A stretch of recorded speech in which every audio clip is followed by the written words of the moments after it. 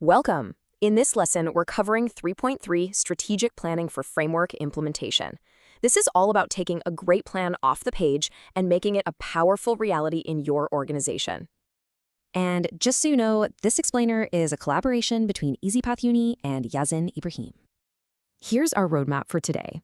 First, we'll talk about why this is so critical. Then, we'll walk through the key phases: planning, executing, and making it last. And to wrap up, we'll get real about the common challenges you're probably going to face. Okay, let's dive right in. Why do we even need a strategic plan for implementation? Well, this is where we turn a blueprint into an actual standing building. So picture this. You've done all the hard work, your governance framework is beautifully designed, perfectly documented, but now what? I mean, a blueprint sitting in a drawer doesn't build a house, right? A framework on a shelf doesn't build a better company. So how do we bring this thing to life? And this is really the heart of it. A great implementation plan isn't about bureaucracy.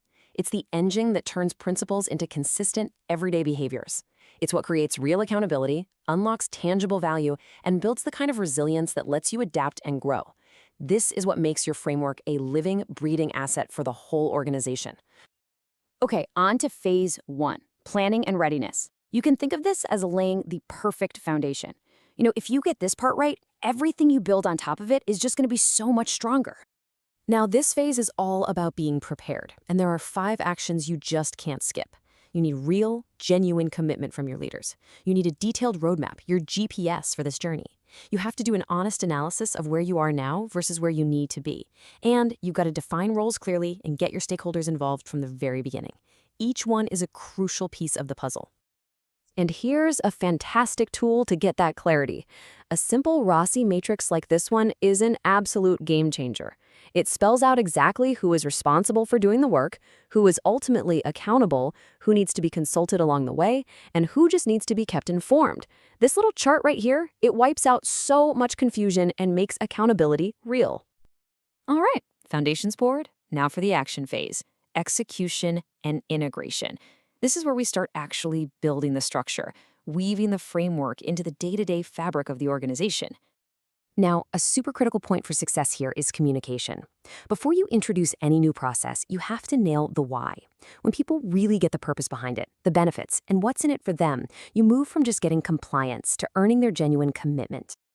And, to make all of this happen efficiently and effectively in the modern world, technology is your best friend. We're talking about specialized tools for digital governance. Let's just call it G-Tech.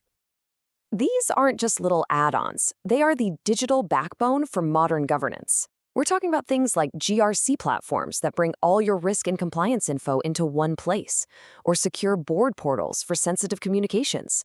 When you combine these with data analytics and automation, you make your governance scalable, transparent, and driven by facts, not just feelings. So, the structure is up, but the work isn't over. Not by a long shot. Now we have to make sure it's maintained and always getting better. This part is all about playing the long game and achieving sustainable success. Look, to manage what you've built, you have to measure it. It's that simple.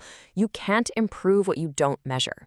And that's where key performance indicators, or KPIs, come into play.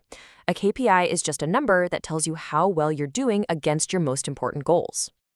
So a KPI takes something abstract and makes it totally concrete. For instance, instead of just saying, "We need people to read the new policy," you set a clear goal. "We will achieve a 95% employee acknowledgement rate." See the difference? Now your team has a clear, measurable target to shoot for. And improvement isn't a shot in the dark. It's a cycle that's fed by a constant stream of feedback from lots of different places. You can see here, internal audits are a huge source, but so are management reviews, direct feedback from stakeholders, and even just keeping an eye on what's happening out in the world. This is what keeps your framework relevant and alive, instead of turning into a dusty old relic. Okay, let's get real. Any big, important project is going to hit some speed bumps. So, in our final section, let's talk about how to see those common challenges coming and navigate them like a pro. First up, the classic. Your leaders aren't really on board. They're nodding, but they're not truly invested. The solution? You have to reframe the conversation. Stop talking about just compliance and rules. Build a powerful business case that's all about creating value, reducing risk, and delivering a real return on investment. Speak their language. The next hurdle is resistance from your teams. Change is hard for people. Your best weapon here is a proactive and honestly an empathetic communication plan.